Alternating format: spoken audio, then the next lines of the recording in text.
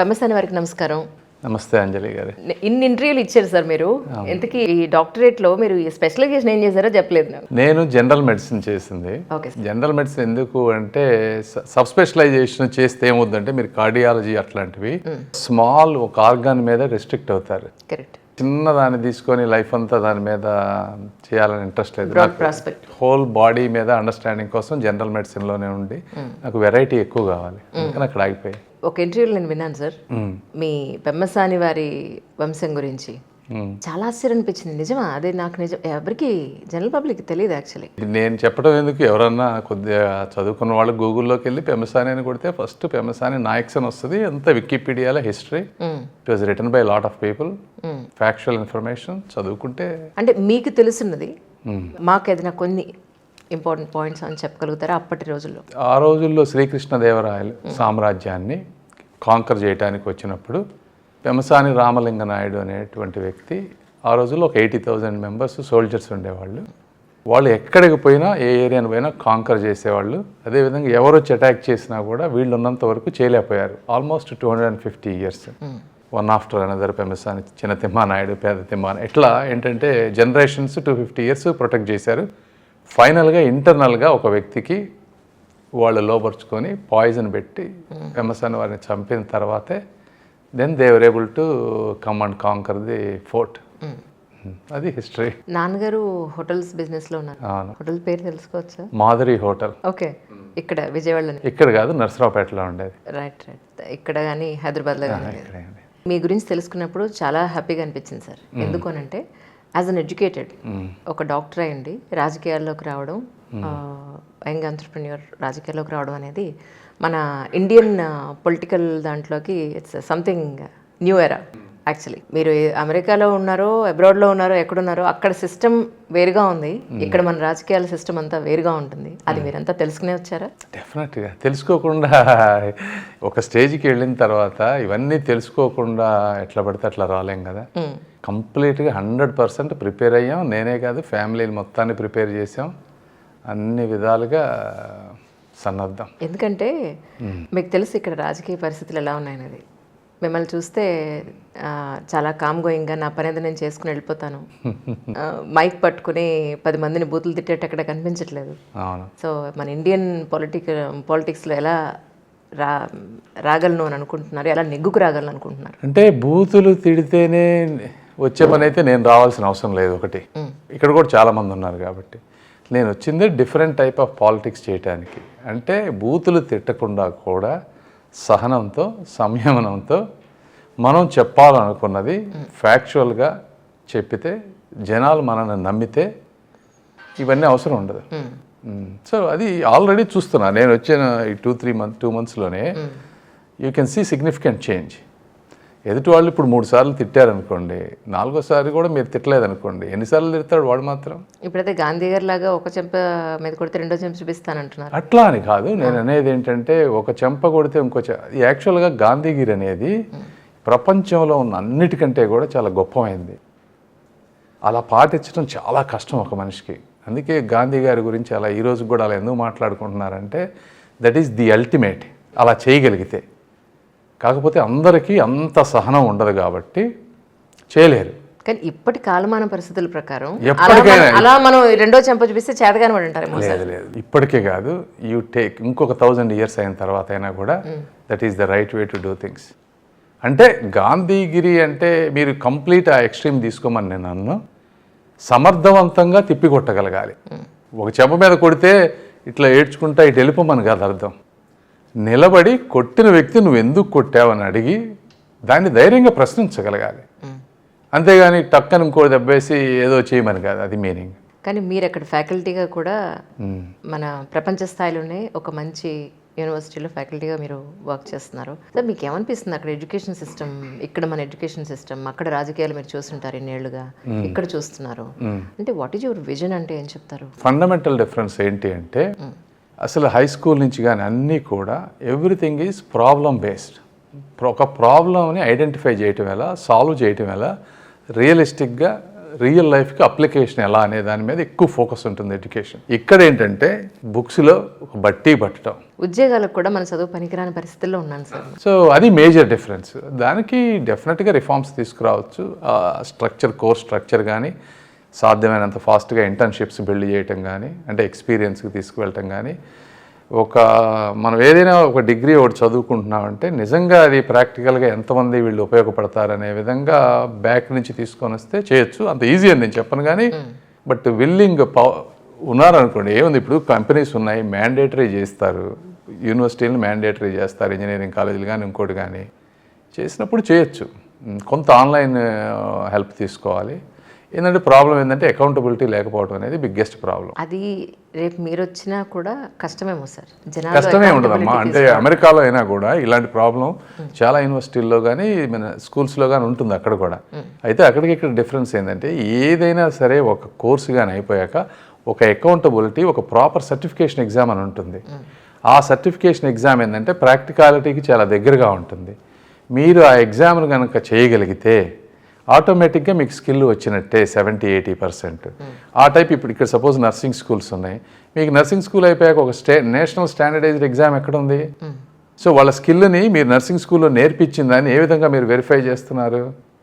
లేదు కదా. అంటే లోకల్గా ఆ స్కూల్కో లేకపోతే ఆ సిస్టమ్కో మీరు వాళ్ళని ఏదో పాస్ చేసే మెకానిజం పెడుతున్నారు తప్పించి ఒక నేషనల్ బోర్డు. యాక్చువల్గా మోడీ గారి గవర్నమెంట్ ఈ ప్రాసెస్లో వర్క్ స్టార్ట్ చేశారు ఫస్ట్ టైం. నేను చూస్తూ ఉన్నాను, నన్ను కొంతమంది కలిశారు మెడికల్ వీటిలో ఎలా చేంజెస్ తీసుకురావాలనేది. ఇక్కడి నుంచి వచ్చి నన్ను యూఎస్లో కలిశారు. ఇలా ఒక మెడిసిన్ అనే కాదు, అన్ని రంగాల్లో కూడా అటువంటి అకౌంటబిలిటీ రిఫార్మ్స్ తీసుకొస్తే ఆటోమేటిక్గా డౌన్ స్ట్రీమ్లో కాలేజెస్ ఇంప్రూవ్ అయిపోతాయి, దానికి తగ్గట్టుగా ఫ్యాకల్టీ చేంజ్ అవుతారు, అన్ని మార్పులు వస్తాయి. డాక్టర్ గారు రాజకీయాల్లోకి రావాలని మంచి ఉత్సాహంతో నేను కాదనట్లేదు, కానీ ఇక్కడ నిలబడగలరా అనేది, ఒక డాక్టర్ రాజకీయాలు నిలబడగలరా? నిలబడరు అని ఎందుకు అనుకుంటారు? కుల రాజకీయాలు, మత రాజకీయాలతోటి నిండిపోయినది ఇక్కడ ఏపీ అంతా కూడా. ఈవెన్ తెలంగాణ దానికేం తక్కువేం లేదు అని ఇట్స్ ఓపెన్ సీక్రెట్. సో మీ ఉద్దేశ ప్రకారం ఎలా నిలబడగలుగుతారండి? అంటే నేను ఎట్లాంటి వ్యక్తిని అంటే స్టేటస్ కోని యాక్సెప్ట్ చేసే వ్యక్తిని కాదు. స్టేటస్లో ప్రాబ్లం ఉన్నదాన్ని సాల్వ్ చేయగలిగే కెపాసిటీ ఉన్న వ్యక్తిని నేను అనుకుంటున్నాను. అంటే నేను అమెరికా వెళ్ళినప్పుడు నేను స్టార్ట్ చేసిన కంపెనీలు కానీ, టీచ్ చేసిన విధానం కానీ, మరి అమెరికాలో ఎంతోమంది డాక్టర్లు ఎంతోమంది కూడా అయ్యారు, కొన్ని కంపెనీలు చాలా ఉన్నాయి.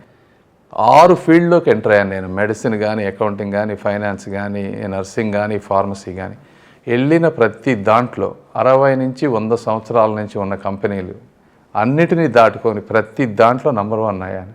అంటే దీనికి ఒక విధానం ఉంటుంది, మనం చేసే నాలెడ్జ్ కానీ, ఒక క్యారెక్టర్ కానీ, ఒక హార్డ్ వర్క్ కానీ, ఒక ఆనెస్టీ కానీ, అవన్నీ ఉన్నప్పుడు జనం మనల్ని నమ్మటం మొదలు పెడితే, అందులో నిజాయితీని గుర్తిస్తే మారతారు అనేది నేను అనుకుంటున్నాను. అంటే క్యాస్ట్ అనేది కొంతమంది తీసుకొస్తున్న మాట వాస్తవం అయినప్పటికీ యంగర్ జనరేషన్ ఈజ్ డిఫరెంట్. ఇప్పుడు పెద్ద వాళ్ళు అందరూ ఇంటర్ క్యాస్ట్ మ్యారేజ్లు చేసుకుంటున్నారు ఈరోజు. ఇంకా నాకు తెలిసి ఇంకొక 30-40-50 ఏళ్ళు పోతే ఈ కులాలు అనేవి మీడియాకే తప్పించి వాస్తవంగా తగ్గుతాయి నేను అనుకోవటం. తగ్గే విధంగా అందులో నా పాత్ర ఉంటుంది. రేపు మీ పిల్లలు ఇంటర్ కాస్ట్ మ్యారేజ్ చేసుకుంటా అంటే ఒప్పుకుంటారా? ఎందుకు చేసుకోం? ఇప్పుడు మా వాళ్ళంతా అమెరికాలో పెరుగుతున్నప్పుడు ఎందుకు ఒప్పుకోం? అసలు మీరు కంట్రోల్ చేయలేరు ఫస్ట్ ఆఫ్ ఆల్. ఆ మాట వాస్తవం, కరెక్ట్. ఎందుకంటే మన పిల్లలు మనం చెప్పినట్టు పెళ్లి చేసుకోవాలని అనుకోవడం కూడా తప్పే ఈ రోజుల్లో, కరెక్ట్గా చెప్పాలంటే. గల్లా జయదేవ్ గారు లాంటి వాళ్ళే భయపడి ఒక అడుగు వెనక్కి వేసిన సందర్భంలో మీరు ఎలా నెగ్గుకొస్తారు? ఇంత సౌమ్యంగా ఉన్నారనేది నాకు వచ్చింది. ఇక్కడ సౌమ్యంగా ఉన్నారు అట్లా కాదు. గల్లా జయదేవ్ గారికి ఇక్కడ ఇండస్ట్రీ ఉంది కాబట్టి దాన్ని వీక్నెస్గా చేసుకొని వాళ్ళు చేయగలిగారు. నాకు యాక్చువల్లీ ఇక్కడ వ్యాపారాలు తక్కువ, ప్లస్ నాదంతా చాలా ధర్మబద్ధంగా నేను లివింగ్. నాకు అందులో కొంత నష్టమైనా కూడా నేను అసలు షార్ట్ కట్స్ తీసుకోను ఎప్పుడు కూడా. అంటే క్యాపిటల్ ఏరియాలో మీకు ఎగ్జాంపుల్ చెబుతున్నాను. నేను 20-25 ఎకర్స్ ల్యాండ్ కొనుక్కుందాం అనుకున్నా ఏదైనా ఫ్యూచర్లో పెడతానికి. కానీ అందులో వైట్ మనీ 100% తీసుకుంటేనే కొంటానంటే నాకు 7 ఎకరాలే అమ్మారు ఇప్పటి వరకు. ఎప్పుడు నేను అంత 1 crore 1.2 crores పెట్టుకున్నాను. అంటే అందరూ 20 లక్షలు పెట్టి కొనుక్కునేటప్పుడు అంతవరకు వస్తే అంతవరకే నేను హోల్డ్ చేశాను. సో ఆ విధంగా వెళ్ళినప్పుడు ఈ నేచరే నన్ను ప్రొటెక్ట్ చేస్తుంది. సో దాని గురించి ఇష్యూ కాదు. సో వాళ్ళు కానీ ఇంకోళ్ళు కానీ పెద్ద చేయగలిగేది ఏమీ ఉండదు. మీరు చూస్తారు కదా. డెఫినెట్గా సార్. మీరు ఇంకొకటి ఏంటంటే నేను ఒకటి ఉన్నాను, ఇలా వచ్చాను, నేను ఇలా చేద్దాం అనుకుంటున్నాను, మీరు మీడియా ముందుకు వచ్చి ఇన్ని ఇంటర్వ్యూలు చేయడం కూడా నాకు అదే అనిపించింది. అతి తక్కువ టైంలో ఇంత మీడియాకి మీరు ఇచ్చిన ఇన్ఫర్మేషన్ జనాల్లోకి చాలా బాగా వెళ్ళిపోయింది. ఎందుకంటే ఏ వీడియో చూసినా ఒక అన్నోన్ ఛానల్ చేసినా కూడా వ్యూస్ ఎలా ఉన్నాయంటే ఎవరో ఒక శ్రీమంతుడు ఎవరో ఇది మహేష్ బాబు సినిమాలో లాగా వచ్చారు, ఈయన రాజకీయాల్లోకి చేద్దామని అనుకుంటున్నారు అనేది వ్యూస్ ఎలా వెళ్ళిపోయాయంటే జనాల్లోకి. ఈరోజు మీకు తెలంగాణలో కూడా మీరు తెలియని వ్యక్తి లేరు, మీరంటే తెలియని వ్యక్తి లేరు. అవునా, అది తెలియదు నాకు. కానీ బట్ అదే మీకు నేను చెప్పేది ఏంటంటే, ఒక రైట్ ఇంగ్రీడియంట్స్ ఉన్నటువంటి ఒక పర్సన్ వచ్చినప్పుడు సొసైటీలో చాలా మార్పు వస్తుంది. ఎందుకు మీకు ఎగ్జాంపుల్ అంటే, యాక్చువల్గా అన్నా హజారే గారిని నేను చూశాను. ఆయన ఒక మూమెంటం తీసుకొచ్చారు. అందులో నుంచి వచ్చిన వ్యక్తి కేజ్రీవాల్ గారు కూడా. ఆ రోజు నేను ఆయనకి అన్నీ ఉన్నాయి అనుకున్నా. అంటే ఏమి ఫ్యామిలీ కానీ ఏమి ఆశించకుండా కరప్షన్ని వీటిని తీసుకువెళ్ళే విధానం. ఆ రోజు మీరు చూస్తే ఇండియా మొత్తం కదిలింది, మీకు గుర్తుందో లేదో. మరి ఆయన ఏ రాజకీయ పార్టీకి సంబంధించిన వ్యక్తి కాదు. దురదృష్టం ఏంటంటే ఆయన అది డైడౌన్ అయిపోయింది. అంటే మరి ఆయనకి రీసోర్సెస్ లేకపోవటమో లేకపోతే ఏదన్నా కారణాలు ఏదన్నా కానివ్వండి, నాకు ఏజ్ ఉంది, రీసోర్సెస్ ఉన్నాయి, కన్విక్షన్ ఉంది. జనం గనక ఒక్కసారి నమ్మటం గనక మొదలు పెడితే నేను అద్భుతాలు చేయగలనన్న ఒక నమ్మకం ఉందమ్మా. ఎంత కృష్ణ గారు మీ రిలేటివ్ అయినా, ఎంత మీరు ఎన్ఆర్ఐ అయినా, ఎంత డబ్బున్నా, ఈరోజు మీకు చంద్రబాబు నాయుడు గారు లాంటి వారితో మంచి గొప్ప పరిచయాలున్నా, రాజకీయాల్లో మీరు కొంతకాలంగా ఉన్నప్పటికీ, యాక్టివ్ రాజకీయాల్లో పాలిటిక్స్లో ఉన్నప్పటికీ కూడా మొట్టమొదటిసారిగా ప్రత్యక్ష రాజకీయాల్లోకి మీరు దిగుతున్నారు. సో మీ అపోజిషన్లో ఉన్న వాళ్ళు చాలా స్ట్రాంగ్గా ఉన్నారు, గట్టిగా చెప్పాలంటే. సో ఎలా ఎదుర్కోవాలనుకుంటున్నారు? ఏ స్ట్రాటజీతో ఎదుర్కోవాలనుకుంటున్నారు? స్ట్రాటజీ ఏమి అంటే, ఇప్పుడు జగన్మోహన్ రెడ్డి గారు చేసినటువంటి పరిపాలనని నీట్గా ప్రజలకు అర్థం చేసుకునే విధంగా చెప్పగలగటం ఒకటి, ధైర్యంగా ఎదుర్కోవటం. అంటే ఎదుటి వాళ్ళు స్ట్రాంగ్గా ఉన్నారని మీరు అనుకుంటే అనుకోవచ్చేమో, కానీ నేను తిరుగుతూ ఉన్నాను పబ్లిక్లో. స్ట్రాంగ్గా అంటే వాళ్ళు ఒక దాంట్లో స్ట్రాంగ్గా ఉన్నారు. అవినీతి విపరీతంగా చేసేసారు. ఎన్ని వేల కోట్లు సంపాదించారో కూడా తెలియనంత డబ్బు సంపాదించారు. దాంతో సిస్టమ్స్ అన్నింటినీ కానీ, మీడియాని కానీ, సోషల్ మీడియాని కానీ వందల వేల మందిని పెట్టేసి అదొక చూడటానికి ఏంటంటే అంతా ఇది ఎక్కడ ఉంది, సిద్ధం పోస్టర్లు అంతా కొట్టేశారు. 200-300 కోట్లు ఖర్చు పెట్టి యూట్యూబ్లో ఏది పెట్టినా వాళ్ళ యాడ్ వస్తుంది, ఫేస్బుక్లో ఎక్కడ చూసినా వాళ్ళ యాడ్ వస్తుంది. ప్రజలు కూడా ప్రశ్నించాలి, ఇంత డబ్బు వీళ్ళకి ఎలా వస్తుంది అనేది కూడా అడగాలి. ఇవన్నీ కానీ ఏంటంటే అదేదో గొప్పలాగా ఈరోజు దాన్ని ట్రాన్స్ఫార్మ్ చేశారు. బట్ ఏదేమైనప్పటికీ ఇది ఎక్కువ రోజులు ఉండదనేది నా ఒపీనియన్. ఈరోజు మీరు చూస్తారు, డెఫినెట్గా తెలుగుదేశం జనసేన భారీ మెజారిటీతో గెలవబోతోంది. ఎందుకంటే నేను ప్రజల్లో తిరిగాను, నేను చూశాను. వాళ్ళకు ఓట్లు వేసిన వాళ్ళు ఇంతకుముందు చాలామంది నేను మార్చేస్తూ ఉంటున్నారు. ఎందుకు అంటే రీజన్స్ క్లియర్గా చెప్తా ఉన్నారు. ఒక్కొక్కళ్ళు 20,000 ఆదాయం వచ్చే వాళ్ళకి 12,000 వస్తుందంటే ఈ రోజున 5 సంవత్సరాల తర్వాత వాళ్ళ ఖర్చులు పెరిగిపోయినాయి. ఇలా కొన్ని వందల ఎగ్జాంపుల్స్ ఉన్నాయి. సో మీడియాలో కనపడేది వాస్తవం కాదు. అక్కడక్కడ ప్రజల్లో డెఫినెట్గా చేంజ్ ఉందనేది నేను బిలీవ్ చేస్తూ ఉన్నాను. మీరు చేసిన పనులు అన్నీ కూడా నెట్లో నేను చూడడం జరిగింది. మీరు బోర్వెల్స్ వేయించిన, అలాగే చాలామంది స్కూల్స్ కట్టించిన, కాలేజెస్ కట్టించిన, కొన్ని నీళ్ళ లేని వాళ్ళకి మీరు మంచినీళ్ళవి కూడా అందించిన, ప్రతి దాని మీద మీ పేరు, మీ ఫోటో అన్నీ ఉన్నాయి. ఎందుకు అలా అనుకున్నారు? ఎందుకంటే ఈ చేతితో చేసిన పని ఈ చేతికి తెలియకూడదు అని అనుకుంటారు కదా. సో అలాంటప్పుడు వాటర్ అంటే వాస్తవంగా మీరు ఇప్పుడు చెప్తుంటే నాకు నిజంగా తెలియదమ్మా. అది 1, 2 ఇది నేను మా వాళ్ళకి చెప్పాను చేయమని. అన్నీ నేను చూసుకోలేను కదా. సో వాళ్ళు ఏమన్నా అట్లా ఆ విధంగా చేస్తే చెప్పొచ్చు. కానీ నేను వాటర్ ట్యాంకర్స్ ఒక్కటి పెమ్మసాని సాంబశివరావు మా ఫాదర్ జ్ఞాపకార్థం చేసినవి అవి. నా పేరు చంద్రశేఖర్ అని ఉందా ఎక్కడన్నా? కొన్ని వాటర్ ట్యాంక్స్ మీద లేదు. పెమ్మసాని సాంబశివరావు గారి జ్ఞాపకార్థం అని ఉండొచ్చేమో, కానీ అది కూడా మా వాళ్ళు చేయించిందనమ్మా. నేను అది మిమ్మల్ని చూస్తే మీరు అలాంటి ప్రోపగండా చేసుకునే వ్యక్తులు నాకు అనిపించలేదు. ఒకవేళ అనుకున్నా కూడా సరే లెట్స్ టేక్ ఇట్, నేనే చేయించాను అనుకోండి, పోనీ కావాలని చేపించినా కూడా యాక్చువల్గా చేసేవాళ్ళు తెలియాలి కూడా. వాస్తవంగా చేస్తే ఏమవుతుందంటే 1కి 10 మంది ఇన్స్పైర్ అవుతారు అలాంటి పనులు చేయడం వల్ల. త్రివిక్రమ్ శ్రీనివాస్ గారు సినిమాలో మాట అంటారు, ఒక సిగరెట్ పెట్టు మీద మీరు నన్ను తాగితే మీ ఆరోగ్యానికి హానికరం అని చెప్పినప్పుడు, ఇంత మంచి పని చేసేటప్పుడు మన గురించి మనం చెప్పుకోకపోతే ఎలాగా అని చెప్పి. అదనే కాదు, నేననే కాదు, తీసేయండి, నాది కాకపోయినా ఎవరైనా సరే పేరు చెప్పారే అనుకోండి, అసలు అంత తప్పేంటి అని అంటున్నాను. కరెక్ట్. వాట్ ఈజ్ రాంగ్ అంటే, ఇక పేరు కూడా తెలియకుండా ఒక వ్యక్తి ఒక పని చేయాలంటే చేయాల్సిన అవసరం ఏంటి జనాలకి, ఎవరికైనా? మీరు ఆలోచించండి. ఇప్పుడు వాళ్ళ నుంచి ఏదైనా వేరేది ఎక్స్పెక్ట్ చేస్తే రాంగ్, కానీ మీ పేరు వేసుకోవడంలో నేనే కదా, ఎక్కడైనా సరే. ఎవరు ఆకాశరామణ చేశారు అనే దానికన్నా ఎవరు చేశారని తెలియదు, ప్రజలకు కూడా తెలియడం మంచిది. ఒక్కొక్కసారి మీరు పేరు చెప్పకపోతే అది వేరే వాళ్ళు వాళ్ళ పేరు చెప్పుకున్నా కూడా మీరు ఆశ్చర్యపోక్కర్లేదు. ఈ రోజుల్లో పరిస్థితులు అలాగే ఉన్నాయి. సో ఏంటంటే I don't think there is anything wrong with it. నేను ఇంటెన్షనల్ చేయలేదు, but even if you think that is the case, there is nothing wrong in what I believe. అసలు చాలా ధైర్యంగా అడుగు ముందుకేస్తున్నారు సార్. ఎందుకంటే ఈరోజు మీరు ఇంత ధైర్యంగా అడుగు ముందుకు వేయడానికి మీకు ఎంత సపోర్ట్ ఉన్నా కూడా ఇంట్లో కూడా మీకు ఖచ్చితంగా మీ వెన్నుదన్నుగా మీ చుట్టూ మీకు సపోర్ట్ చేసే సిస్టమ్ ఒకటి లేకపోతే మీరు ఇలా చేయలేం కదా, చేయలేరు. అసలు ఈ స్టేజ్కి రావాలన్నా కూడా సిస్టమ్ లేకపోతే రాలేము. రాజకీయాలే కాదు, లైఫ్లో సక్సెస్ అవ్వాలంటే ఇంట్లో కానీ లేకపోతే చుట్టుపక్కల మన ఫ్రెండ్స్ కానీ కంపెనీలో కానీ ఉండకుండా ఇంపాసిబుల్ చేయలేము. సో ఆ క్రెడిబిలిటీ మీరు ఎవరికి ఇస్తారు అంటే? Multiple people. మా వైఫ్, ఇల్లు మొత్తం మా వైఫ్ చూసుకుంటుంది, ఆఫీసు కొన్ని అంతా మా బ్రదర్ చూసుకుంటారు. వీళ్ళిద్దరు మెయిన్ నాకు పిల్లర్స్. వీళ్ళు కాకుండా ఇంకా చాలా మంది ఉన్నారమ్మా, వాళ్ళందరూ పేర్లు మిగిలిన వాళ్ళకి బోర్ కొడుతుంది, బట్ వీళ్ళిద్దరు మెయిన్. రైట్. కానీ రాజకీయాల్లోకి వస్తానని అన్నప్పుడు ఇంట్లో మేడం తోటి మీరు డిస్కస్ చేశారా? మేడంకి ఫుల్ నో ప్రాబ్లం. తను కూడా ప్రోత్సహించింది, తను కూడా వెళ్ళమని చెప్పింది. వాళ్ళందరికీ ఇంట్రెస్ట్ లేకుండా జనరల్గా మనం చేయలేము ఈ పని కూడా. మీరేమి ఒప్పించడానికి ఏం కష్టపడాలి? అసలు అవసరం లేదు. తనకి నాకంటే ఎక్కువ సోషల్ సర్వీస్ వాటి మీద నాకన్నా కూడా 10 times ఎక్కువ. నా ఆస్తి మొత్తం ఇచ్చేస్తుంది తీసుకెళ్ళి ఆ టైపు. కాబట్టి అలాంటివి ఏమీ లేదు. ఇక్కడ ప్రస్తుతానికి ఆంధ్రప్రదేశ్లో ఉన్న రాజకీయ పరిస్థితుల గురించి మనం మాట్లాడుకుంటే, ఈ కూటమి ఏర్పడడానికి ముందంతా కూడా ప్రస్తుతం ఉన్న గవర్నమెంట్కి మేము ఎక్కడెక్కడ సాటిస్ఫై లేమండి, మాకు ఎక్కడ న్యాయం జరగలేదు, ఎక్కడ డెవలప్మెంట్ అక్కడే ఆగిపోయింది, బాబు గారు వస్తే బాగుంటుంది అనేది యాజ్ ఎ మీడియా పర్సన్గా మేమంతా కూడా జనాల్లోకి వెళ్ళి పబ్లిక్ బైట్స్ వేసుకున్నప్పుడు వాళ్ళు చెప్పిన మాట వాస్తవం. కానీ ఇప్పుడు ఎప్పుడైతే కూటమి అనేది ఏర్పడిందో, ఒకవైపున బీజేపీ, ఇంకోవైపున జనసేన, ఈ 3 పార్టీల కూటమి ఎప్పుడైతే ఏర్పడిందో జనాల్లో ఒక కన్ఫ్యూజన్ ఉంది అనేది. సో దీని మీద మీ అభిప్రాయం ఏంటి సార్? ఒకటి, ఎప్పుడైనా సరే ఒక అలయన్స్ ఫామ్ అయ్యేటప్పుడు ఒక 1 week 10 days ఏంటంటే ఈ సీట్స్ సర్దుబాటు అవటం కానీ, భావజాలం కానీ, తర్వాత వ్యక్తులు కేడర్ కానీ కలిసి పనిచేసే విధానంలో ఫస్ట్ 10-15, ఎందుకంటే వీళ్ళందరూ విడివిడిగా ఇప్పటివరకు వర్క్ చేశారు కదా, ఒక్కసారిగా అది అనేటప్పటికి ఏముందంటే కొంత ఫ్రిక్షన్ ఎక్కడైనా వస్తుంది.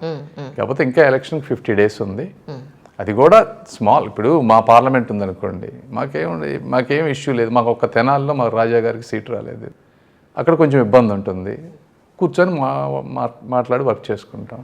ఇవన్నీ ఏమీ ఉండవు, ఎందుకంటే మనం 2014లో చూసాం కదా, ఏమైంది, ఏం లేదు కదా. అంటే సీట్ల సర్దుబాటు వరకు మీలో మీరు ఒక మీటింగ్ పెట్టుకునో మాట్లాడుకునో సాల్వ్ చేసుకోవచ్చు. కానీ ఎండ్ ఆఫ్ ది డే ఒకళ్ళకొకళ్ళు పార్టీ పరంగా, వ్యక్తి పరంగా, లేదంటే వాళ్ళ వెనకాతలున్న టీం పరంగా సపోర్ట్ చేసుకోవాలంటే కొట్టుకుని వచ్చే పరిస్థితులు మనకి ఇక్కడ కనపడుతున్నాయి. ఇట్లా ఉంటుందని నేను అనుకోవట్లేదమ్మా. ఎవరైనా సరే, ఇప్పుడు జనసేన పవన్ కళ్యాణ్ గారు కానీ, చంద్రబాబు నాయుడు గారు కానీ, ఇప్పుడు చంద్రబాబు నాయుడు గారినే తీసుకోండి, ఆయన ఒక నేషనల్ లీడర్. ఒకప్పుడు సెంట్రల్ గవర్నమెంట్ని ఎలా ఉండాలనేటువంటి శాసించిన వ్యక్తి, అబ్దుల్ కలాం లాంటి వ్యక్తులను ప్రమోట్ చేసినటువంటి వ్యక్తి, కంబైన్డ్ స్టేట్లో అన్ని సంవత్సరాల ఎక్స్పీరియన్స్ ఉన్నటువంటి ఆయన ఈ రోజుకు చాలా తగ్గి, అంత హిస్టరీ ఉన్నా కూడా, ఒక గ్లోబల్ లీడర్ అయినా కూడా తగ్గి, ఈ రాష్ట్ర భవిష్యత్తు దృష్ట్యా అవమానాలు ఎదురైనా చేస్తూ ఉన్నారు ఈ రోజున. అదే పవన్ కళ్యాణ్ గారు కూడా మరి ఆయనకి 25-26 సీట్లు రావాల్సినవి బీజేపీ వాళ్ళు మనకు కావాలి, సెంట్రల్ గవర్నమెంట్ సపోర్ట్ లేకపోతే కష్టం అని వాళ్ళకి ఇవ్వాల్సిన సీట్ల కోసం ఆయన కూడా తగ్గించుకొని ఈరోజు అకామిడేట్ చేస్తున్నారు. ఇవన్నీ మేము ప్రజల్లోకి తీసుకెళ్తాం. ఇప్పుడు నాయకులు ఎక్కడో 4-5 ఇబ్బంది పడ్డా కూడా ప్రజలు ఇవన్నీ అర్థం చేసుకుని డెఫినెట్గా ఓట్ ట్రాన్స్ఫర్ అవుద్దని మేము నమ్ముతున్నాం. ఒకనొకప్పుడు ప్రత్యేక రాష్ట్రం రాలేదని చెప్పని, లేదంటే ఇక్కడ ఇంపార్టెన్స్ లేదు అని చెప్పని ఎవరికి వాళ్ళు రిజైన్ చేసి వచ్చేసిన పరిస్థితి చూసాం. అప్పుడు బీజేపీని తిట్టిన సిచ్యువేషన్స్ చూసాం, అప్పుడు మన పవన్ కళ్యాణ్ గారి పార్టీని జనసేనని తిట్టిన సందర్భాలు చూసాం. ఇప్పుడేమో 3 కలిసి అలయన్స్కి వచ్చాయి. సో దీన్ని ఎలా చూస్తారు మీరు? ఒకనొకప్పుడు తిట్టుకుని ఇప్పుడు మళ్ళీ భాయి అంటూ కలిసిపోవడాన్ని మీరు ఎలా చూస్తారు? అంటే ఇప్పుడు ఇక్కడ ఏమైంది అంటే, జగన్మోహన్ రెడ్డి గారు ఒక వికృతమైనటువంటి రాజకీయ క్రీడకి తెరలేపారు, ఎప్పుడూ లేని విధంగా. ఏమిటి అంటే, కేవలం ఈ ఎలక్షన్స్ గెలవాలి, ఇది ఒక్క ఎలక్షన్ ఆయన ఉద్దేశం. అంటే చంద్రబాబు నాయుడు గారి వయసు అయిపోతూ ఉంది, ఈ ఎలక్షన్ గెలిస్తే నాకు తిరుగుండదనే ఒక మైండ్ సెట్లోకి వెళ్ళి ఆంధ్రప్రదేశ్లో ఉన్న ఆల్ రీసోర్సెస్ని వాడి పేదవాళ్ళకి సంక్షేమ పథకాల రూపంలో ఇస్తామన్నారు. అంటే ఇది అన్సస్టైనబుల్. ఇది తెలివైన వాళ్ళందరికీ తెలుసు. కానీ కొంతమంది పేదవారికి ఇవి పాపం తెలియదు. వాళ్ళకి ఏంటంటే జగన్మోహన్ రెడ్డి గారు ఇస్తున్నారని అనుకోవచ్చు. వేరే వాళ్ళ మీద పన్నులు వేసో అప్పులు తీసుకొచ్చో చేస్తున్నారు. చేసినప్పుడు ఏముందంటే ఈ ఓటు స్ప్లిట్ అనేది ఒక స్ట్రాంగ్ ఓట్ బ్యాంక్ అనేది తనకు తయారై ఉండొచ్చు. ఇటువంటి పరిస్థితుల్లో పొరపాటున జరగరాంది ఏదన్నా జరిగితే ఈ రాష్ట్రాన్ని కాపాడటం ఎవరి వల్ల కాదు అనే ఒకే ఒక బలమైన కారణంతో పాతవి ఏమన్నా మనస్పర్ధలు ఉన్నా కూడా ఈరోజు చంద్రబాబు నాయుడు గారు కానీ పవన్ కళ్యాణ్ గారు కానీ కలిసి పనిచేయాలనుకుంటున్నారు. సో రాష్ట్రం తరాల భవిష్యత్తు గురించే తప్పించి ఇది వ్యక్తులకి సంబంధించినట్టు ఎవరికైనా చంద్రబాబు నాయుడు గారికైనా ఇంకొకళ్ళ మీద వ్యక్తుల మీద ఏముంటుంది రాజకీయాల్లో ఉన్న వాళ్ళకి. ఇప్పుడు మాకైనా వ్యక్తిగా ఏముండదు.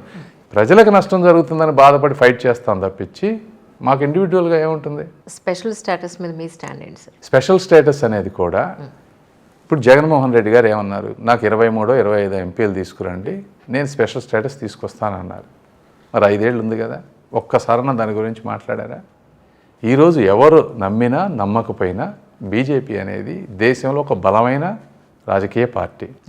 మరో 5 సంవత్సరాలు గవర్నమెంట్లోకి రాబోతుంది. ఈ రాష్ట్రంలో మనకున్న 25 ఎంపీ సీట్లు మనం సపోర్ట్ ఇచ్చినా ఇవ్వకపోయినా వాళ్ళు గవర్నమెంట్ ఫామ్ చేస్తారు. ఎవరు ఈ రోజున శాసించే స్థాయిలో లేరు.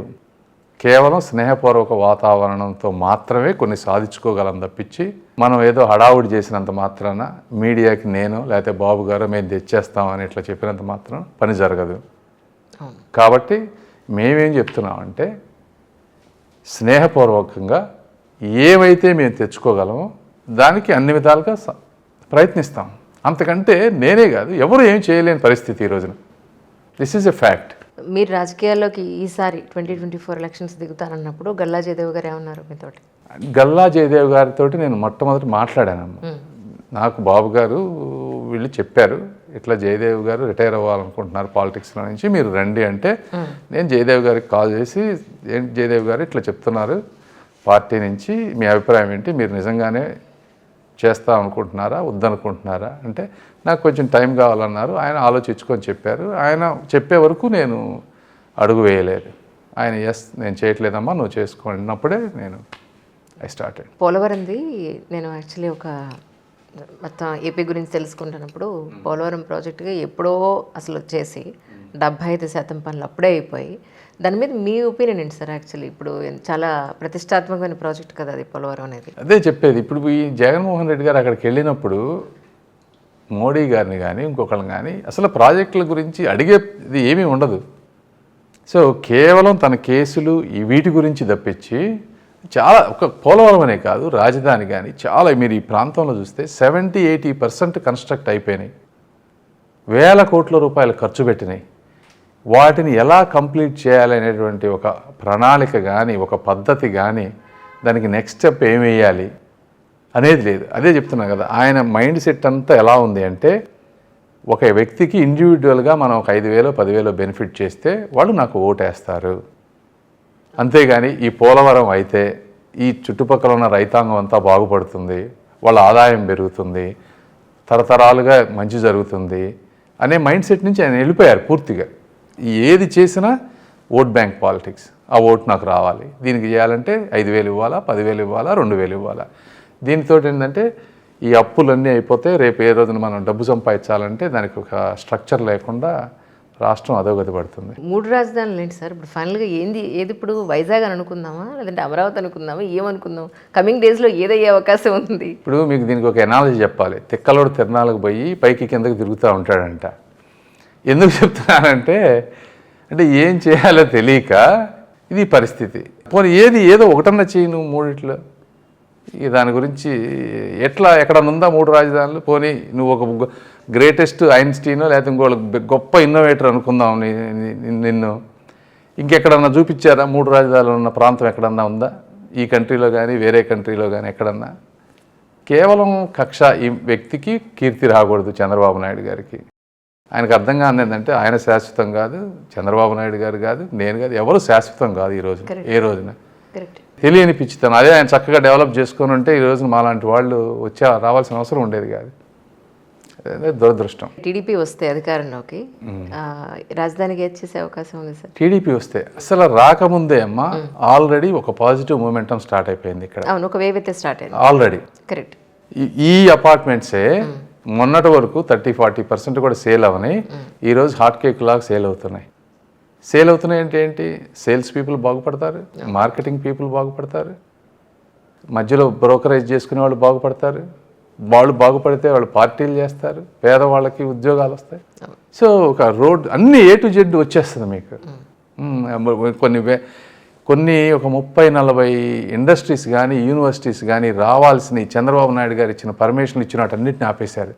బసవతారకం క్యాన్సర్ ఇన్స్టిట్యూట్ అక్కడ ఉండాల్సింది 20 ఎకరాలు ఎంతో ల్యాండ్ ఇస్తే దాన్ని క్యాన్సిల్ చేశారు. ఇట్లా ఇండో యూకే యూనివర్సిటీని క్యాన్సిల్ చేశారు. ఇవన్నీ ఒకటి స్టార్ట్ అయితే ఎంత భవన నిర్మాణ కార్మికులు కొన్ని వేల మందికి, లక్షల మందికి ఉపాధి వస్తుంది. అంతా స్టేట్లో ఉన్న వాళ్ళందరూ ఇక్కడికి వస్తారు. ఈరోజు హైదరాబాద్ వెళ్తున్నారు వాళ్ళందరూ. ఇక్కడ యాక్టివిటీ మొదలైతే కొన్ని లక్షల మందికి పాజిటివ్ మొమెంటం ఉంటుంది ఇక్కడ. ఇంతకీ చెప్పలేదు మీరు, టీడీపీ హయాంలోకి వస్తే కనుక, అధికారంలోకి వస్తే ఏది మనకి రాజధాని చేసే అవకాశం ఉండే అవకాశం? డెఫినెట్గా అమరావతి. అందులో ఇక దాని గురించి మీరు ఆ క్వశ్చన్ అడుగుతున్నారంటేనే మాకు ఇంకా ఏమో ఇప్పుడు ఎలా అయిపోయిందంటే ఇంతమంది వాళ్ళ పంట పొలాలను సైతం త్యాగం చేసి ఇన్నాళ్ల పాటు నిర్వీర్యంగా అయిపోయింది. ఇక్కడ పెడతారో లేదో 33,000 ఎకరాలు ఒక వ్యక్తిని నమ్మి ఇచ్చినప్పుడు ఎలా అసలు దాని గురించి వేరే ఆలోచన ఎందుకు ఉంటుంది? పొరపాటు 100%, 200% ఇక్కడే ఉంటుంది. సినిమాలు చూస్తూ ఉంటారు సార్? నేను తక్కువ సినిమాలు చూసేది. నాకు ఏదైనా టైం ఉంటే ఏదో ఒక నాలెడ్జ్ ఎక్విజిషన్ మీద ఎక్కువ ఉంటాను నేను సినిమాల కన్నా. సినిమాలు ఫ్యామిలీతో ఉన్నప్పుడే చూస్తాను. మీకు ఏంటి సార్ జనరల్గా మీ సిచ్యువేషన్లో ఉన్నవాళ్ళు రాజకీయాల్లోకి వచ్చేటప్పుడు వాళ్ళది ఒక ఏదైనా ఉంగరము లేకపోతే ఏదైనా నమ్మకము ఏదోటి పెట్టుకుంటారు. మిమ్మల్ని చూస్తే ఏది లేదు ఎందుకు? అంటే దేవుడి మీద నమ్మకం లేదా, సెంటిమెంట్స్ మీద నమ్మకం? అట్లానేమి లేదు. కానీ ఇప్పుడు అన్నెసెసరీగా అటు మెయింటెనెన్స్ అవి పెట్టుకోవటం ఇవన్నీ నాకు అంత ఇంట్రెస్ట్ ఉండదు. నాకు సింపుల్గా కొంచెం మంచి బట్టలు వేసుకోవాలని ఉంటుంది. అంతకు తప్పించి పెద్దగా నాకు వాటి మీద ఎక్కువ ఉండదు. నేను ఓన్లీ నమ్ముకునేది నాలెడ్జ్ని, రైట్, హార్డ్ వర్క్, ఈ రెండింటినే నమ్ముకుంటా. మీరు రాజకీయాల్లోకి రావడానికి ముందే మీరు చాలా పనులు చేశారు.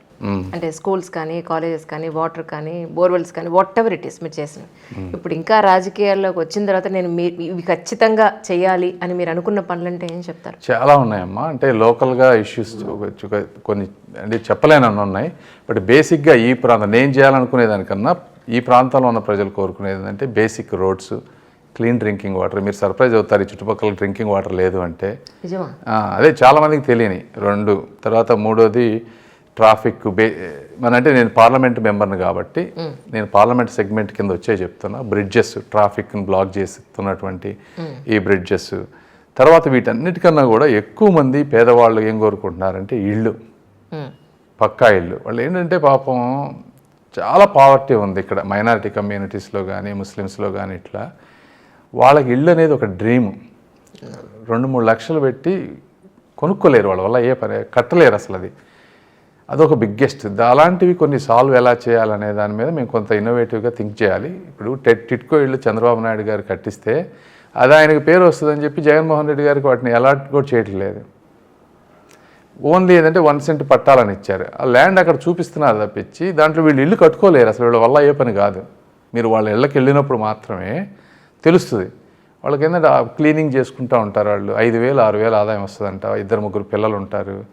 వాళ్ళతోటి ఇల్లు ఎలా కడతారు వాళ్ళు? ఇంపాసిబుల్. సో అట్లాంటి వాటికి ఏమన్నా మేము ఒక స్మాల్ యూనిట్స్ లాగా చేసి ఏదన్నా ఫండ్స్ కొంత మేము తీసుకొని ఓన్గా, అంటే ఎన్ఆర్ఐ కమ్యూనిటీ కానీ లేకపోతే సక్సెస్ఫుల్ అంటే చాలామందికి తెలియదు కూడా. వాస్తవంగా నాకు కూడా ఇంత పావర్టీ ఉందని నేను కూడా అక్కడికి వెళ్ళిన తర్వాత కానీ నాకు అర్థం కాలేదు. ఇది అంటే కొంచెం ప్రపంచానికి తెలియజేయటం, గవర్నమెంట్ సపోర్ట్ కానీ, సెంట్రల్ గవర్నమెంట్లో కూడా చాలా ఈ టైప్ ఆఫ్ ఇన్ఫ్రాస్ట్రక్చర్ బిల్డ్ చేసే ప్రాజెక్ట్స్ ఉంటాయి.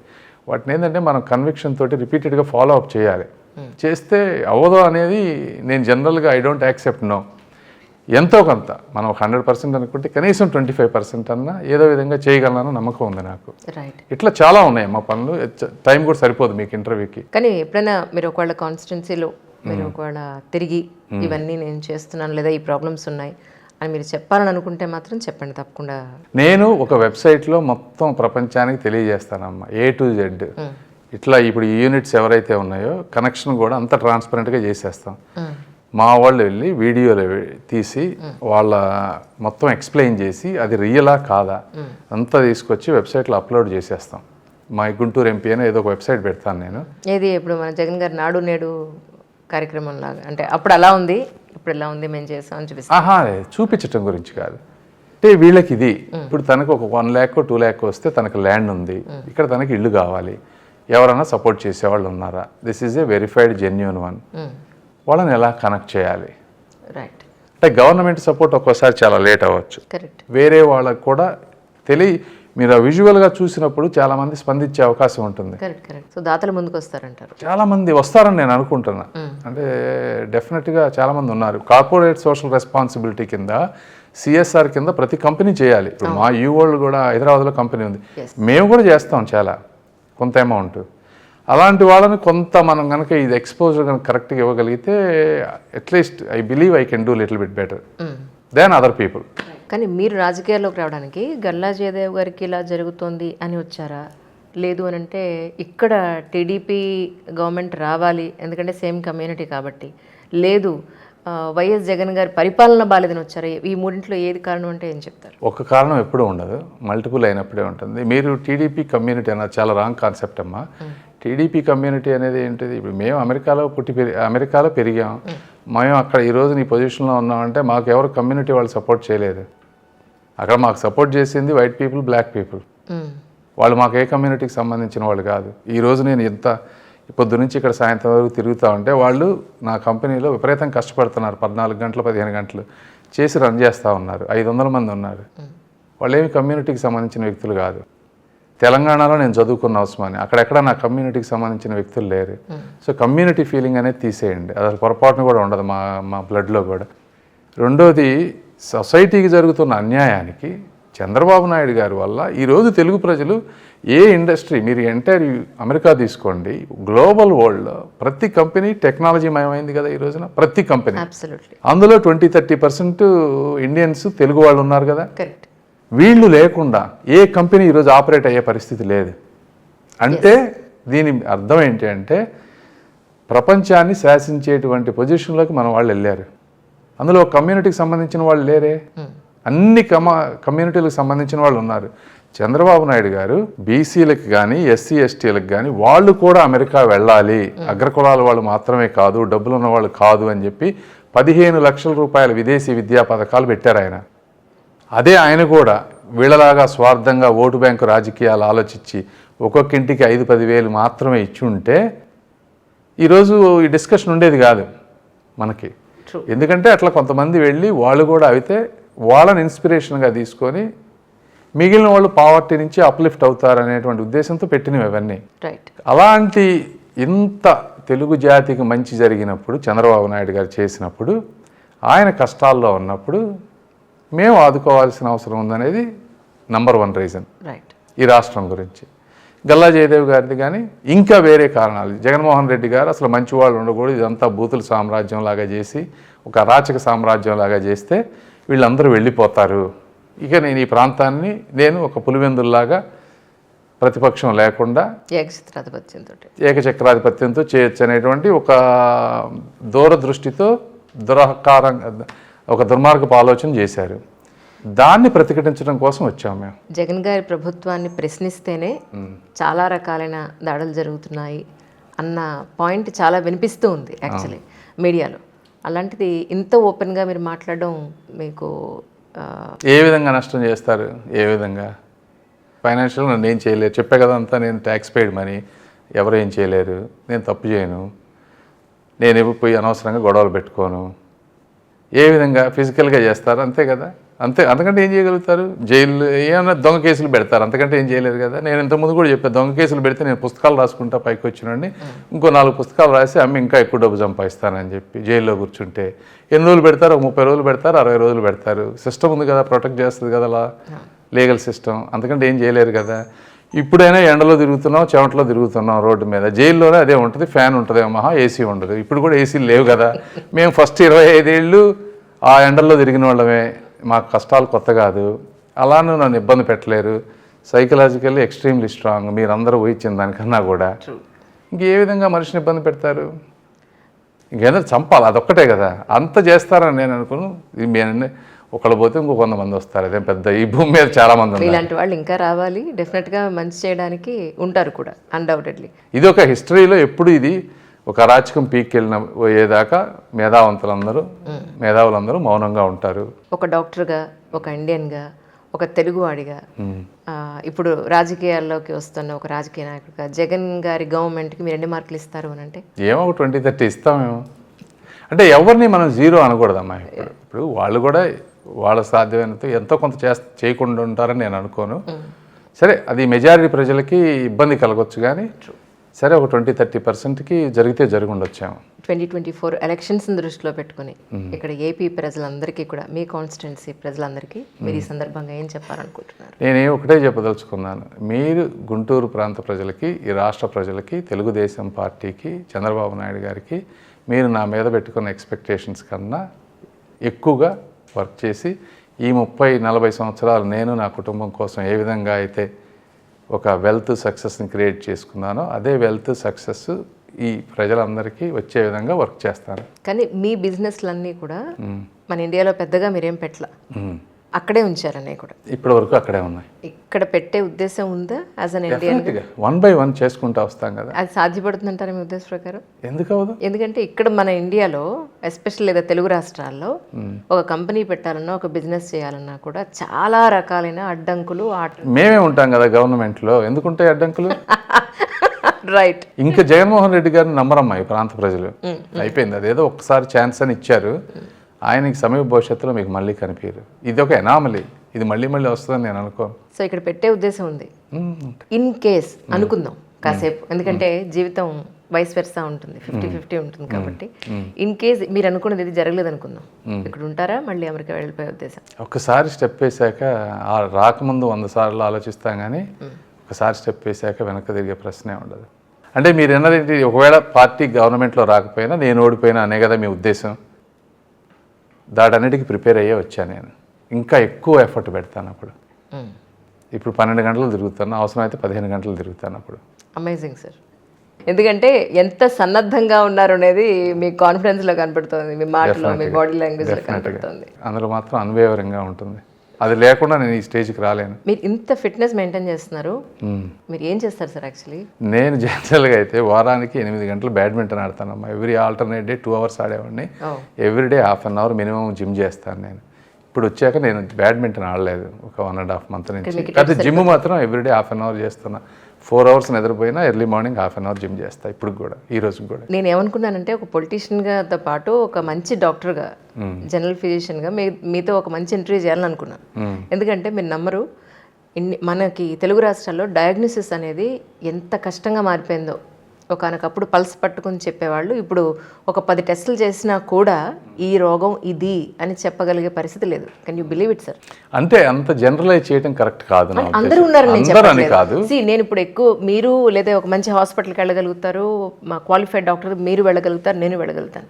But in generally lower middle, below పావర్టీలో ఉన్న వ్యక్తులకి అంత 1000 రూపాయలు 2000 రూపాయలు వాళ్ళు ఏమంటారు కన్సల్టేషన్ ఫీ పే చేసి పెద్ద హాస్పిటల్స్కి, క్వాలిఫైడ్ డాక్టర్స్ దగ్గరికి వెళ్ళే అవకాశం ఉండని పరిస్థితుల్లో 60% వాళ్ళే ఉన్నారు. మీరు చెప్పింది కరెక్ట్. ఇదే నేను అనేదంటే ఒక అకౌంటబిలిటీ లేకపోవడం దీనికి. అంటే ఈ డాక్టర్ నిజంగా డయాగ్నోసిస్ చేయగలడా లేదా అనేది రెగ్యులేటరీ బాడీ డిసైడ్ చేయాలి. మీరు సీట్ ఇచ్చి వదిలిపెడితే రెగ్యులేటరీ బాడీ దాని ప్రాపర్ వేలో టెస్ట్ చేసి డిసైడ్ చేయకపోతే మీరు ఆబ్వియస్గా వీళ్ళు అవుతుంది. ఆ రిఫార్మ్స్ వచ్చినప్పుడు డెఫినెట్గా వర్కౌట్ అవుతుంది. మిమ్మల్ని ఎన్నుకుంటే కనుక ప్రజలు, వాళ్ళకు ఒక అడ్వాంటేజ్ ఉందండి. ఒక మంచి నాయకుడితో పాటు మంచి డాక్టర్ కూడా వాళ్ళకి డెఫినెట్గా ఉంటుంది. అన్డౌటెడ్లీ మనస్ఫూర్తిగా మీలాంటి very good, well educated, good enough matured persons రాజకీయాల్లోకి వచ్చి అధికారంలోకి రావాలని సిగ్నేచర్ స్టూడియో నుంచి ఎంత మనస్ఫూర్తిగా కోరుకుంటున్నాం. We wish you all success sir. Once thank you అమ్మా.